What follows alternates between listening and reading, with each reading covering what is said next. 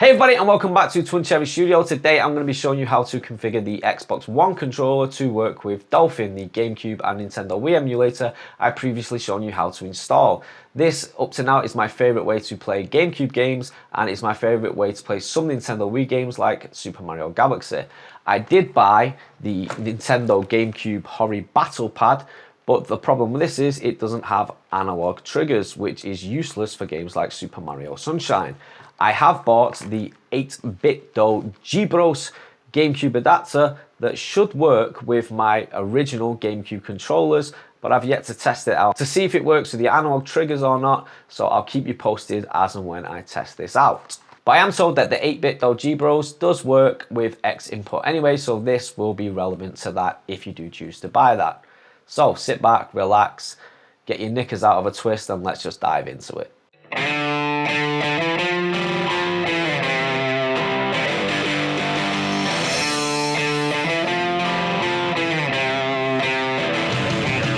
So the first thing you're going to want to do is obviously open Dolphin and click controllers in the top corner.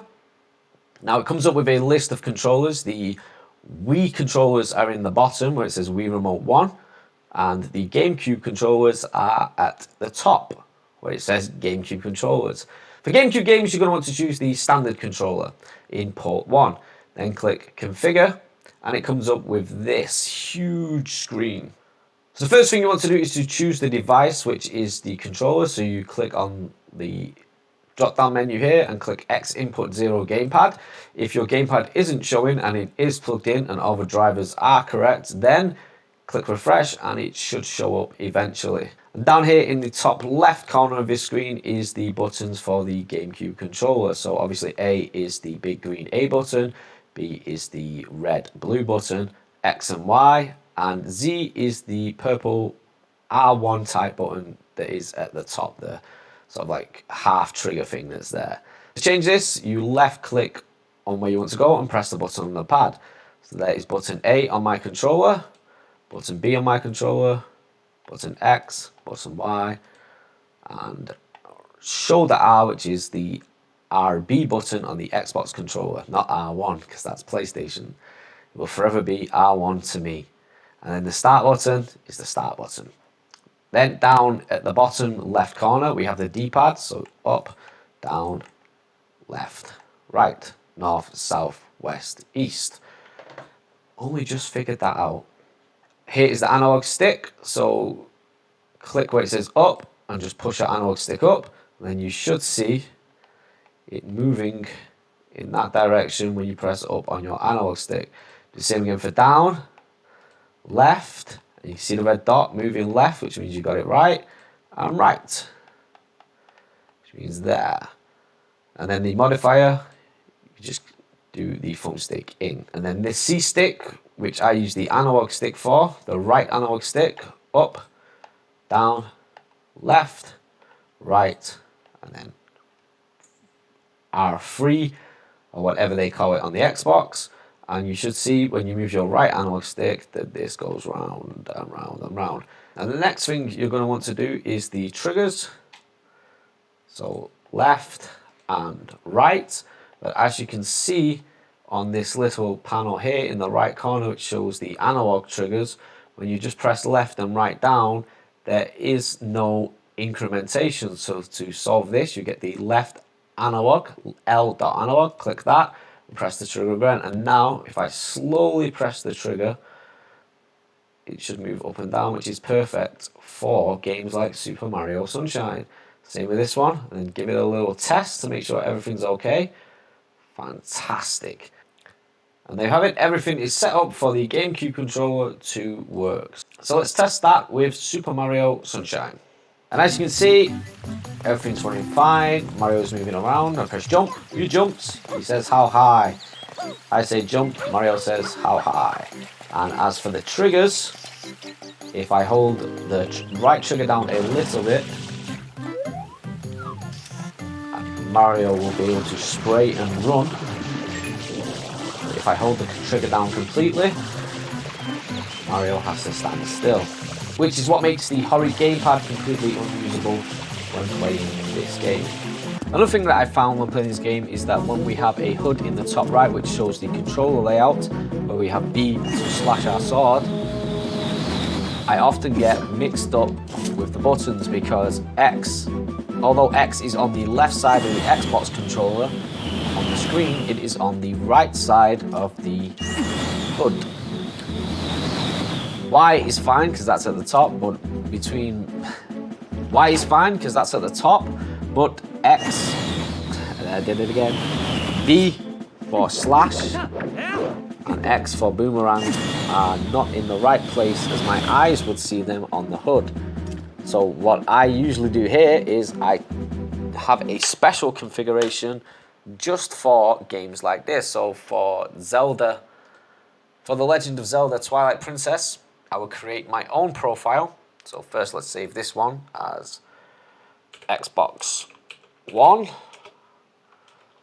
save. And then for this one, I will change the X button to the B button and the B button to the X button. And then type in here, Twilight Princess,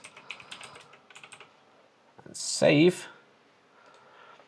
Now, whenever I play Twilight Princess, I simply load in this profile, and whenever I press the button to slash, it will be the B button, which will slash. Whenever I press the button to throw the boomerang or use the item on the right-hand side of the screen, it will use the B button. Sometimes it's just a case of trying which configurations work best for your brain. My brain sees the item on the side of the screen and I just press the button that's to the right. I don't see it as X on the opposite side of the pad. I get confused a lot, so that's why I changed that. So that's the GameCube side of things set up with the Xbox One controller. Now let's take a look at how we do the Wiimotes. Nintendo Wii remotes are down at the bottom here. You can use an actual Wii remote if you have Bluetooth, or you can emulate one with the Xbox controller like I'm going to do here. So you click configure again on this one, find your device first, the X input one. Again, if it's not there, click refresh. Now this takes a bit of memorization of where everything is on the Wiimote. 1 and 2, if you hold it on its side, will be similar to the A and B on a NES controller. And the A and B, the A is just a big A button and the B is a back trigger. So you can set this up however you want, but the way I do it is I have the big A as X, the B as Y, the 1 as A, and the 2 as B. And the start and select, I use the back and start button. And then for the home button, I use the right analog stick in. Then the D-pad is just up, down, left, and right on the D-pad. So over to the right here are the different extensions that were available for Nintendo Wii remotes. You can use the classic controller or the nunchuck. So if you're playing a game like Super Mario Galaxy 2, which requires a nunchuck, you choose the extension nunchuck. And then over in the top, there are the different modes you can use with the Nintendo Wii controller. It's a lot more difficult than the GameCube controller because it's not just a controller, there's extensions, there's motion, there's all sorts of things that you're going to need to do. So for the nunchuck, you go to the extension, and if you've chosen nunchuck, it'll come up here. If you chose the classic controller, it'll change the extension here. But what we want, if we're going to be playing Super Mario Galaxy 2, is the nunchuck extension. I find that it's best to use the up, down, left, and right on the left analog stick because it's going to be in control of movement. And for the Z button and the C button, I use the right trigger and the shoulder right. You can do this however you want. Now comes the fun bit, the motion simulations that simulates the IR on the Nintendo Wii remote. For this, I go to the point section and I use the up, down, left and right on the right analog stick to simulate the IR movement across the screen. The shake, I use the left shoulder, the LB button, and the left trigger to simulate different levels of shake in the controller. So whenever you come to something that requires a shake of the Wii remote, you can just use this. And like I said, this is all completely optional. You can mess around with this and find the best settings for each game. For example, if you're going to be playing games like Kirby's Epic Dream or Super Mario Bros. Wii, then you're not going to need the nunchuck attached. So this basically is completely up to you, whereas the Nintendo GameCube is a lot simpler to emulate. The Nintendo Wii requires a lot of testing it out. So let's fire up Super Mario Galaxy 2 and see how well this has worked. As you can see, the left analog stick is used to move Mario around, to jump, as always. I'm going to move the motion IR, which is the star on the screen. I just use the right analog stick to pick up stars. And there is the ground pound Z from the nunchuck. And finally, there is the ground. And there is the shake, spin, jump that has now been activated from the Wiimote. Triggered on the left trigger. I think that's everything you need to play this game, but like I said, it's a case of trying out what works for you. It's a case of trying out what works for you with the buttons as far as the Wiimote and the nunchuck combination is concerned.